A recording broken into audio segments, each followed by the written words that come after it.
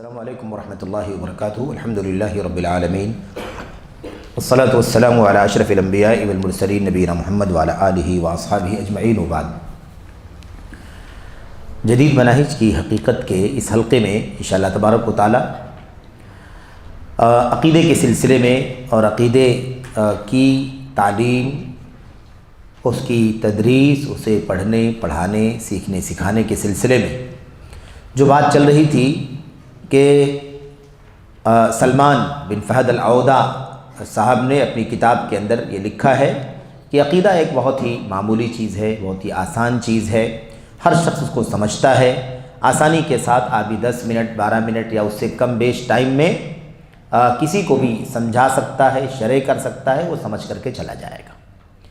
اس حوالے سے بات چل رہی تھی کہ یہ بات کس قدر عقیدے کے سلسلے میں خطرناک ہے کہ عقیدہ اتنا زیادہ اس سلسلے میں تساہل کہ عقیدے کو کوئی اہمیت نہ دینا، اسے 10 منٹ 5 منٹ کی بات بنا دینا اور یہ سمجھنا کہ عقیدہ تو بہت ہی آسان ہے، سب لوگ اسے جانتے ہیں۔ اس حوالے سے بات چل رہی تھی کہ اگر ایسا ہی مسئلہ ہے تو اتنے لمبے عرصے گزر گئے،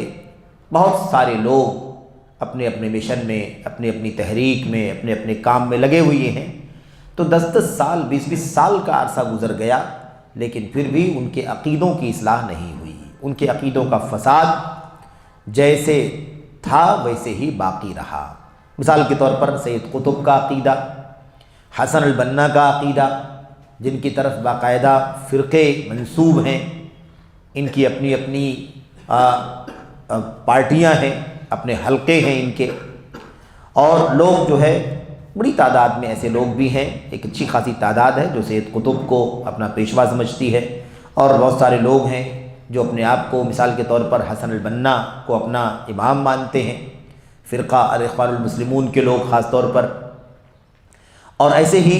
جماعت اسلامی کی جو فکر ہے وہ بھی بالکل ملتی جلتی ہے، بلکہ جماعت اسلامی کی فکر کو ہم یوں بھی سمجھیں کہ سید قطب کو راہ ملی ہے، یا ان کے عقیدے کی جو اساس اور بنیاد ہے، ان کی فکر کا جو انحراف ہے وہ جماعت اسلامی سے، مولانا مودودی سے انہیں ملا ہے۔ مولانا مودودی نے جماعت اسلامی نے سید قطب سے نہیں سیکھا ہے، بلکہ سید قطب نے مولانا مودودی سے جماعت اسلامی سے سیکھا ہے۔ جو کچھ بھی بدعقیدگی پائی جا رہی ہے، جو کچھ بھی انحراف پایا جا رہا ہے، تکفیر یا ایسے ہی دائرہ اسلام سے باہر نکالنا، عقیدے کی اہمیت کو گھٹانا، عقیدے کو پڑھنے پڑھانے کے سلسلے میں یہ بات کرنا کہ یہ بہت ہی آسان ہے، یا مثال کے طور پر یہ عقیدے کا مسئلہ چھیڑنا، یہ لوگوں میں انتشار پیدا کرتا ہے، لوگوں میں اختلاف کا سبب بنتا ہے۔ یہ ساری فکر جو آئی ہے وہ یہیں سے آئی ہے، سید قطب وغیرہ کے نظریے میں جو چیزیں آئی ہیں اس کا سورس یہی ہے۔ تو بہرحال تو 10 سال 20 سال گزر گئے اور ان کے عقیدے درست نہیں ہوئے۔ تو اس حوالے سے کئی ایک باتیں شیخ جمال بن فرحان نے یہاں پر نقل کی ہیں، اور خاص طور پر تاریخی طور پر قرآن کریم کی شہادت کو نقل کیا ہے کہ اللہ کے نبی حضرت نوح علیہ السلام تقریباً 950 سال تک دعوت دیتے رہے، لیکن اس کے باوجود بھی اللہ تعالیٰ فرماتا وَمَا آمَنَ مَعَهُ إِلَّا قَلِيلٌ، ان کے ساتھ ایمان لانے والے بہت تھوڑے لوگ تھے۔ تو 950 سال تک میں بھی لوگ بہت تھوڑے لوگ ایمان لائے، تو 10 منٹ 5 منٹ کی بات کرنا کس قدر نادانی ہے، کس قدر کہہ لیجئے کہ عقیدے سے دوری اور عقیدے سے جہالت کا نتیجہ ہے کہ آدمی یہ بات کہے۔ اس کی جو ضرب پڑتی ہے بہت دور تک پڑتی ہے، بہت دور تک اس کی ضرب پڑتی ہے۔ اگر ایک آدمی کہتا ہے کہ عقیدہ بہت ہی سہل ہے، بہت ہی آسان ہے، 10 منٹ یا اس سے کم و بیش وقت میں یہ کام آسانی کے ساتھ کیا جا سکتا ہے، عقیدے کی شرح ہو سکتی ہے، تو اس سے انبیاء علیہ السلام کی پوری دعوت، پوری کوشش، پوری محنت اور ان کی ساری قربانیاں، ان کی شب و روز کی جانفشانی کا نتیجہ یہ نکلتا ہے کہ وہ اپنے مشن میں بالکل ناکام تھے۔ اتنے سال لوگوں نے دعوت دی لیکن کوئی عقیدے کی اصلاح کا کام نہیں ہوا بھی تو بہت تھوڑا ہوا، جبکہ یہ کام 10 منٹ میں ہو سکتا تھا۔ تو 10 منٹ میں ہو جانے والا کام انبیاء علیہ السلام سال میں نہیں کر سکے۔ شیخ اور کیا کہا ہے، عقیدے اسی طرح اچھی طرح سے اتنی دیر میں یعنی 10 منٹ میں وہ خوب اچھی طرح عقیدے کو سمجھ کے اور ازبر کر کے چلا جائے گا، یعنی اسے پورے طور پر بائی ہارٹ کر کے، اچھی طرح سمجھ کر کے، پیوست کر کے چلا جائے گا۔ اتنی بڑی بات کہہ دی تو اس کی ایک بہت بڑی ضرب انبیاء کی دعوت پر پڑتی ہے کہ انبیاء علیہ الصلوۃ والسلام نے کس طرح سے دعوت دے رہے تھے، کون سا کام کر رہے تھے، ان کی دعوت میں کیا کوئی اثر تھا، نہیں تھا، اخلاص تھا، نہیں تھا، کیسے اتنی لمبی عمر تک، لمبے عرصے تک دعوت وہ دیتے رہے توحید کی، لیکن عقیدہ توحید لوگوں کی سمجھ میں نہیں آیا، چند لوگ ہی ایمان لائے۔ اللہ کے نبی صلی اللہ علیہ وسلم نے بیان فرمایا تھا کہ امتیوں کو اور امتیوں کے انبیاء کو مجھ پر پیش کیا گیا، عرضت علی الامم، امتیں مجھ پر پیش کی گئیں، ان میں اللہ کے نبی نے کیا فرمایا تھا؟ فرأیت، میں نے دیکھا، عجیب و غریب منظر دیکھا، میں نے دیکھا کہ کوئی نبی آ رہا ہے، معہ الرہب او الرہیط، جس کے ساتھ چند لوگ ہیں، 9 لوگ، 10 لوگ، 12 لوگ، 14 لوگ، اس سے کم بیش لوگ ہیں، والنبی معہ واحد و اثنان یا الرجل والرجلان، ایسے نبیوں کو بھی دیکھا جس کے ساتھ ایک آدمی، 2 آدمی ہیں، والنبی لیس معہ احد، اور ایسے نبی کو بھی دیکھا جس کے ساتھ کوئی ایک بھی آدمی نہیں تھا۔ میرے بھائی، یہ منظر آپ دیکھیں کہ 10 منٹ میں اگر عقیدہ سمجھا دینا، شرح کر دینا اور اچھی طرح سے دلوں میں اتار دینے کے لیے کافی ہے، تو یہ انبیاء علیہ الصلوۃ والسلام پوری عمر دعوت دیتے رہے، کسی پر ایمان لانے والے 5 10، کسی کے ساتھ 1 2، کسی کے ساتھ ایک بھی نہیں، تو کتنی بڑی ضرب پڑتی ہے کہ یہ انبیاء کیا کر رہے تھے، یہ انبیاء کیسی دعوت دے رہے تھے۔ اور حیرت اس پر ہوتی ہے کہ انبیاء کا منہج بیان کیا جاتا ہے دعوت کے سلسلے میں، اور یہ قرآن کریم کی شہادتیں ہیں انبیاء کے سلسلے میں، اور پھر وہ فکر نکل کر کے آتی ہے کہ 10 منٹ بھی عقیدے کے لیے کافی ہے۔ اللہ کے نبی علیہ الصلوۃ والسلام نے فرمایا لعن اللہ الیہود والنصارى اتخذوا قبور انبیائہم مساجدا، میرے بھائیو، اللہ تبارک و تعالیٰ کی لعنت ہو یہود و نصارہ پر جنہوں نے اپنے انبیاء کی قبروں کو سجدہ گاہ بنا لیا۔ ایسے ہی آپ دیکھیں اتنی زیادہ تعلیم کے بعد، تربیت کے بعد، غزوہ حنین کے موقع پر جو اللہ کے نبی صلی اللہ علیہ وسلم کی زندگی اور آپ کی سیرت کے آخری ادوار کی جنگ ہے، یعنی 7ویں 8ویں ہجری، سن 8 ہجری 7 ہجری 8 ہجری کی جنگ ہے یہ۔ آپ دیکھیں اس موقع پر صحابہ کرام رضوان اللہ تعالی علیہ مجمعین اللہ کے نبی کے ساتھ تھے، لیکن ابھی نئے ایمان لائے تھے، اسلام لا کے زیادہ دن نہیں ہوا تھا، مسلمان جلدی ہی ہوئے تھے، ابھی بہت زیادہ عقیدے کی تربیت اور باریکیاں ان کے سامنے نہیں آئی تھی۔ ہوا کیا؟ غزوہ حنین کے سفر میں وہ چند لوگ جو ابھی نو مسلم تھے، جلدی ایمان لائے تھے، انہوں نے کیا کہہ دیا؟ اجعل لنا ذات انواط کما ان لهم ذات انواط، اللہ کے نبی ہمارے لیے بھی آپ کوئی ایسا لٹکانے والا درخت مقرر کر دیجئے جیسے ان لوگوں کے پاس لٹکانے والا درخت ہے۔ لٹکانے والا درخت مطلب ایسا درخت ایک مقرر ہے مشرکین کے یہاں، ہم جب مشرک تھے تو ہمارے پاس ایک درخت طے تھا، ہم اپنے ہتھیاروں کو، نیزوں کو، تیروں کو، تلواروں کو اس میں لٹکاتے تھے، اور یہ سمجھتے تھے کہ اس پر لٹکانے کے بعد اس سے برکت حاصل ہوگی، اور تلواروں میں مثال کے طور پر وار زیادہ ہوگی، یا ضرب کاری لگے گی، یا نشانہ سیدھا لگے گا، یا ہم فتح پائے جائیں گے، کامیاب ہو جائیں گے، اس طرح کا ہم نظریہ رکھا کرتے تھے۔ ایک درخت مشرکین کے پاس تھا لٹکانے والا، تو اللہ کے نبی آپ ہمارے لیے بھی ایک درخت متعین کر دیجیے۔ تو آپ سوچیں کہ اللہ کے نبی کے ساتھ میں لوگ ہیں، گرچہ نئے اسلام لائے ہیں، لیکن یہ بات کہہ رہے ہیں، تو آج سے پتہ یہ چلتا ہے کہ کبھی ایسا بھی ہوتا ہے کہ اللہ کے نبی کے ساتھ رہنے والے وہ صحابہ جو نئے اسلام لائے تھے، ان سے اتنی بڑی بات ہو سکتی ہے۔ تو آپ بتائیے کہ پھر 10 منٹ عقیدے کو سمجھانے کے لیے کیسے کافی ہو سکتا ہے؟ اللہ کے نبی علیہ الصلوۃ والسلام نے فوراً فرمایا، آپ نے فرمایا اللہ اکبر انہا السنن یا انہا السنن، اللہ اکبر، یعنی تعجب سے اللہ کے نبی علیہ الصلوۃ والسلام نے بات کہی، اور آپ نے فرمایا یہ تو پچھلے لوگوں کے راستے، قلتم والذی نفسی بیدہ کما قالت بنو اسرائیل لموسیٰ اجعل لنا الہا کما لہم آلہہ، بالکل بنی اسرائیل نے موسیٰ علیہ السلام سے بھی یہی بات کہی تھی، ان کے بہت سارے معبودان ہیں، ہمارا بھی ایک کوئی معبود متعین کر دیجئے۔ بالکل وہی بات تم بھی کہہ رہے ہو، ان کے پاس لٹکاؤ درخت ہے، ہمارے لیے بھی ایک ہتھیاروں کو لٹکانے کا درخت مقرر کر دیجئے۔ تو یہ اللہ کے نبی علیہ السلام کی حدیث سے کیا معلوم پڑا؟ اس سے معلوم یہ پڑا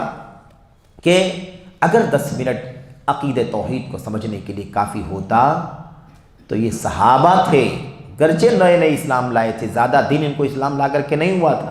ہفتہ دن، 15 دن، مہینہ، 2 مہینہ، 4 مہینہ، 6 مہینہ جو بھی ہوا رہا ہو، لیکن بہت پرانے زمانے سے اسلام لانے والے ہوں ایسے لوگ نہیں تھے۔ کہتے ہیں تو ان عرب کے لوگوں کو جو اس وقت عربی زبان اور دیگر لوگوں سے کہیں زیادہ اچھی طرح سے بولتے اور سمجھتے تھے، بھی عقیدہ تو آج بھی عربی میں ہے کہ نہیں ہے؟ اصل تو قرآن کریم عربی میں ہے، اللہ کے نبی کی سنت عربی میں، سلف صحابہ اور بعد کے لوگوں کی تصریحات اور ان کے اقوال فرمودات جو بھی ہیں وہ عربی میں ہیں، اور یہ خالص عرب کے لوگ تھے، خالص عرب کے لوگ تھے، عربی زبان بولتے سمجھتے تھے، عربی زبان پر انہیں عبور اور تھا، درک حاصل تھا۔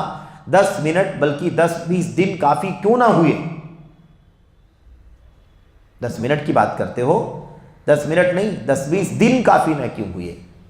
آخر ان کو یہ بات کہنے پر کس چیز نے مجبور کیا کہ جیسے ان کا درخت ہے ہمارا بھی کوئی درخت مقرر کر دیجیے، ہم بھی اپنے ہتھیاروں کو لٹکائیں؟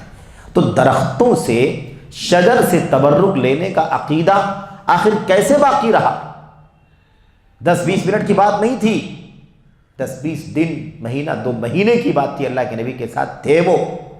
اس کے باوجود بھی یہ بات کہتے ہیں کہ درخت مقرر کر دیجئے ہتھیاروں میں برکت حاصل کرنے کے لیے۔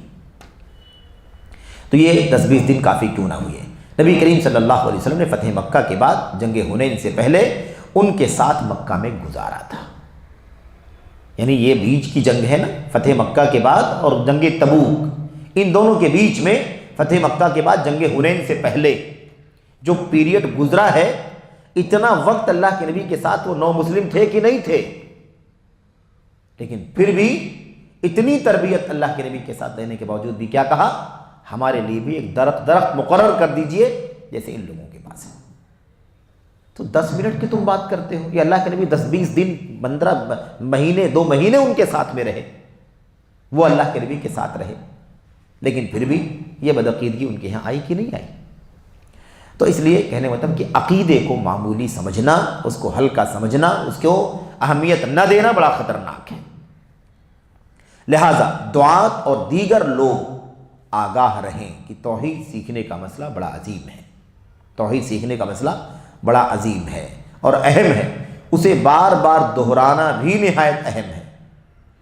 عقیدہ معلوم ہے کافی نہیں اتنا، دہرانا ضروری، بار بار پڑھنا ضروری، بار بار پڑھنا ضروری ہے، اعادہ ضروری ہے۔ کوئی مضمون ایسا نہیں ہے پورے دین اسلام کا جسے بار بار دہرایا جانا ضروری ہو عقیدے کے مقابلے میں۔ عقیدہ توحید سب سے زیادہ دہرائے جانے کا اہل ہے، اس سب سے دہرایا جانا چاہیے۔ ایک پل کے لیے بھی اگر ہم ایمان سے، صحیح ایمان سے، خالص توحید سے غافل ہوئے اور اسی وقت اگر روح قبض ہوئی تو ہمارا مقدر جہنم بن جائے۔ اس لیے ہر پل دہرانا اور دہرانے کے علاوہ دعا بھی کرتے رہنا،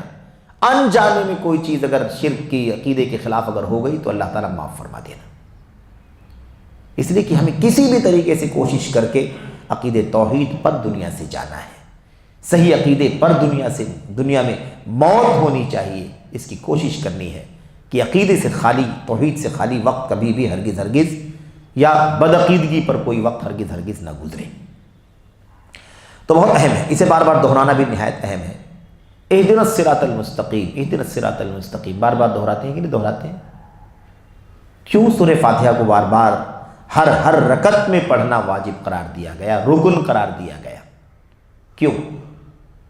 یہ بار بار ہو رہا ہے کہ نہیں ہو رہا ہے؟ لوگ تو 1 بار 2 بار بھی پڑھنے کو تیار نہیں ہیں، 10 منٹ میں فنش کرنا چاہتے ہیں عقیدے کے مسئلے کو۔ اللہ تبارک و تعالیٰ ایمان والوں کو، توحید پرستوں کو، نماز کی پابندی کرنے والوں کو کہتا ہے کہ ہر رکعت میں تمہیں اللہ تبارک و تعالیٰ سے صراط مستقیم کی ہدایت مانگنی ہے، دعا کرنی ہے۔ سمجھ رہے ہیں؟ تو یہ اتنا زیادہ اہم ہے۔ تو بار بار دہرانا بھی ضروری ہے۔ موجودہ صورتحال اور تاریخ اس پر شاہد ہے، موجودہ صورتحال اور تاریخ اس پر گواہ ہے۔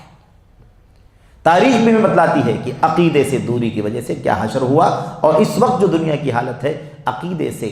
دوری، عقیدے میں تساہل، نرمی، اس کو حیثیت نہ دینا، اسے ثانوی اور سیکنڈری حیثیت دینا، اسے بعد کی چیز سمجھنا، اسے معمولی سمجھنا، اسے 10-5 منٹ کی گفتگو سمجھنا، اس کا انجام آج بھی ہم دیکھ رہے ہیں، اور ماضی میں تاریخ بھی اس پر گواہ ہے۔ بلکہ اس ذات کا فرمان، اس ذات کا فرمان، نبی کریم صلی اللہ علیہ وسلم جو خواہش نفس سے کوئی بات نہیں کہتے ہیں،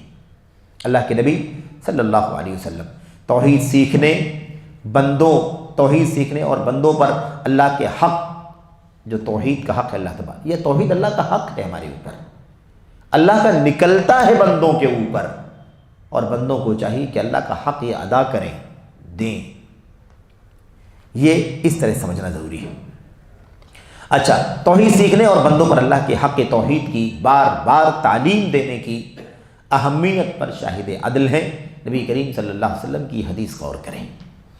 ان اللہ عز وجل یبعث لهذه الامة على رأس كل 100 سنة من يجدد لها دینها، مشہور روایت ہے، صحیح ہے، اللہ کے نبی صلی اللہ علیہ وسلم کی ہر 100 سال پر، ہر 100 سال کے آغاز پر، ہر صدی کے آغاز پر اللہ تبارک و تعالیٰ ایسے شخص کو کھڑا کرتا ہے، پیدا کرتا ہے یا کرے گا جو امت کے دین کی تجدید کرتا ہے، تجدید کرے گا۔ اس کا مطلب کیا نکلا؟ اس کا مطلب یہ نکلا کہ روزانہ کی کوششیں، ہر منٹ سیکنڈ کی کوششیں، ہفتے کی کوششیں، مہینے کی کوششیں، مسلسل توحید پر کام ہونے کے ساتھ ساتھ بھی رینیو کرنے کی ضرورت پڑتی ہے 100 سالوں پر۔ اللہ تبارک و تعالیٰ اس کے باوجود جو خلل اور عقیدے کا فساد دکھائی رہے گا، اس کی تجدید کر، از سرے نو صاف ستھرا عقیدہ، صحیح عقیدہ، خالص توحید، خالص بندگی، اس کو دنیا کے سامنے پیش کرنے کے لیے اللہ تبارک و تعالیٰ کچھ لوگوں کو پیدا کرے گا۔ تو یہ حدیث ہمیں بتلاتی ہے، اور ظاہر سی بات ہے یہ بات اللہ کے نبی صلی اللہ علیہ وسلم نے فرمائی، اپنی طرف سے تو نہیں کہی ہے، وحی کے ذریعے سے فرمائی ہے۔ ہر 100 سال پہ اللہ تبارک و تعالیٰ ایسے لوگوں کو پیدا کرتا ہے اور کرے گا۔ تو یہ بہت اہم چیز ہے، اس لیے اگر لوگوں کو توحید سکھانے کا معاملہ اتنا ہی آسان ہوتا تو اللہ تعالیٰ دین کی مٹ جانے والی چیزوں کی تجدید کے لیے کسی کو کھڑا نہ کرتا۔ یہ خود اس بات کی دلیل ہے کہ اللہ تبارک و تعالیٰ اگر ایک صدی پر ایسے شخص کو کھڑا کرتا ہے، پیدا کرتا ہے، بپا کرتا ہے،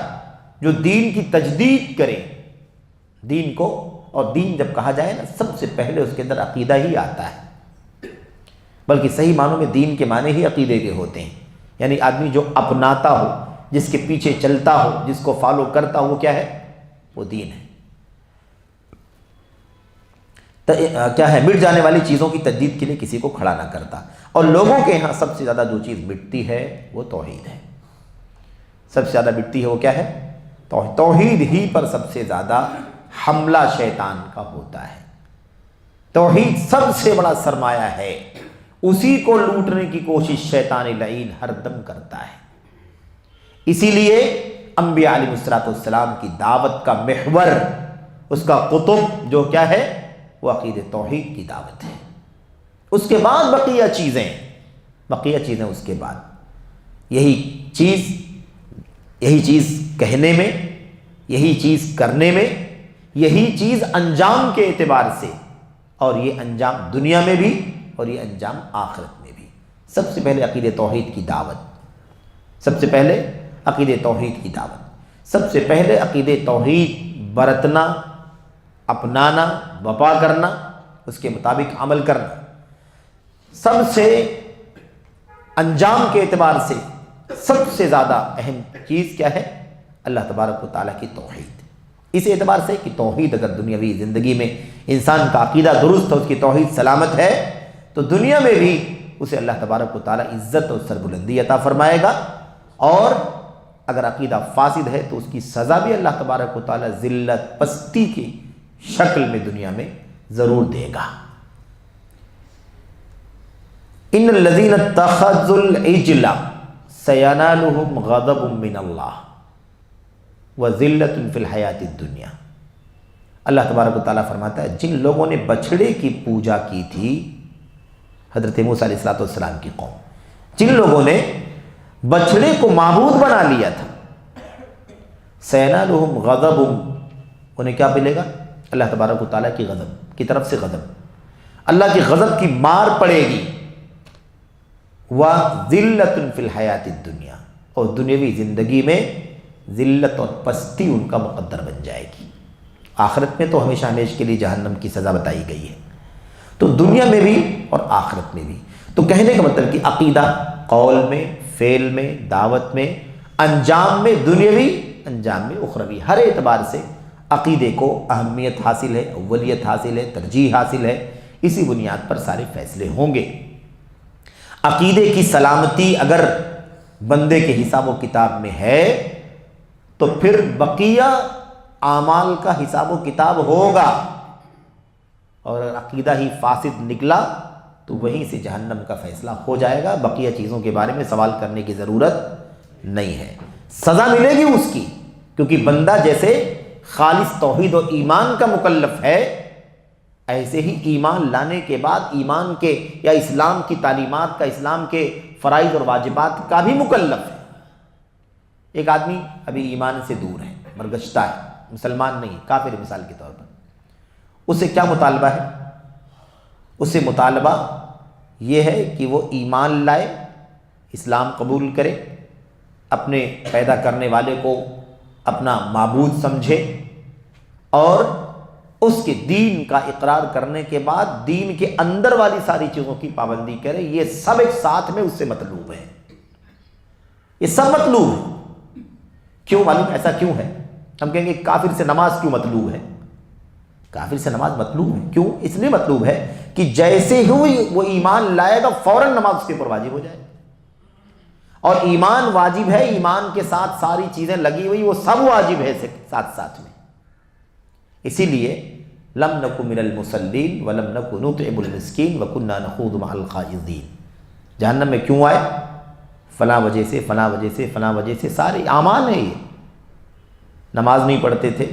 بکواس کرنے والوں کے ساتھ بکواس کرتے تھے، یتیموں کو، مسکینوں کو مثال کے طور پر کھانا نہیں کھلاتے تھے، نہیں خرچ کرتے تھے، یہ سب مشرکین یہ خود کہیں گے، جہنمی کہیں گے کہ ان وجوہات سے ہم کو جہنم میں داخل کیا گیا۔ تو ایمان نہیں ہے اور یہ سارے کام بھی نہیں ہیں، اس لیے وہ کہاں جا رہے ہیں؟ جہنم میں جا رہے ہیں۔ تو اس لیے ضروری ہے کہ تمام چیزوں کو سمجھا جائے کہ حقیقت میں ایمان کے ساتھ ہی مطلوب ہے، اور ایمان کے ساتھ ہی مطلوب کا مطلب یہ ہے کہ ایمان اگر نہیں ہے تو وہ سب کرنے کا کوئی فائدہ اسے نہیں ملے گا، اس اعتبار سے۔ ورنہ سب کو اللہ تبارک و تعالیٰ کی طرف سے اس بات کا مکلف کیا گیا ہے کہ سب اپنے اپنے وضعی ادیان کو اور ایسے ہی آسمانی پچھلے ادیان کو چھوڑ دیں، اس آخری دین کو جو اسلام کے نام سے اللہ نے دنیا میں قرآن کی شکل میں نبی کے ذریعے سے بھیجا، محمد صلی اللہ علیہ وسلم کے ذریعے سے، اس دین کو اپنا لیں۔ تو جو بھی ایمان عقیدہ عمل کرتے تھے پچھلے، وہ سب چھوڑ کر کے یہ پورا ایمان و عقیدہ اور عمل سب اپنا لیں، اس دین کے بدلے یہ دین، اس پورے دین کو چھوڑ کر کے اس پورے دین کو اختیار کر لیں، یہ اصل میں مطالبہ ہے۔ تو بہرحال یہ آپ دیکھیں کہ عقیدے کا مسئلہ، کہ سب سے زیادہ عقیدہ ہی حملے مطلب دھار پر رہتا ہے، نشان پر رہتا ہے۔ شیطان لعین کا یہی کام ہے، شیطان بھگلاتا ہے، بہکاتا ہے۔ اچھا، ایک بات اور سمجھنا ہے، ابن قیم رحمۃ اللہ علیہ کی باتوں سے یہ چیز مستفاد ہے کہ شیطان، ہم کہتے ہیں نا شیطان بہکاتا ہے، شیطان ورغلاتا ہے، شیطان ہر گناہ کے کام میں ڈالتا ہے، ہر چھوٹی بڑی نیکی سے ہمیں کیا کرتا ہے؟ دور کرنے کی کوشش کرتا ہے۔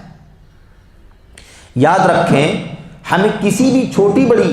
غلطی میں ڈالنا چاہتا ہو، گناہ مبتلا کرنا چاہتا ہو، کسی بھی چھوٹی بڑی نیکی سے دور کرنا چاہتا ہو، یہ سب اس کے راستے ہیں، یہ سب اس کے راستے ہیں، اس کا چین ہے۔ ہدف کیا ہے؟ عقیدے سے برگشتہ کرنا۔ اگر مثال کے طور پر مجھ سے جھوٹ بولنے پر مجھے آمادہ کر دیا، تو میں یہیں تک نہ رک جاؤں کہ جھوٹ خالی بولوا دیا مجھ سے، مجھے یہ سمجھنا ہے کہ جھوٹ تو راستہ ہے، مجھ سے جھوٹ سے پہلے اور چھوٹا گناہ کروایا ہوگا،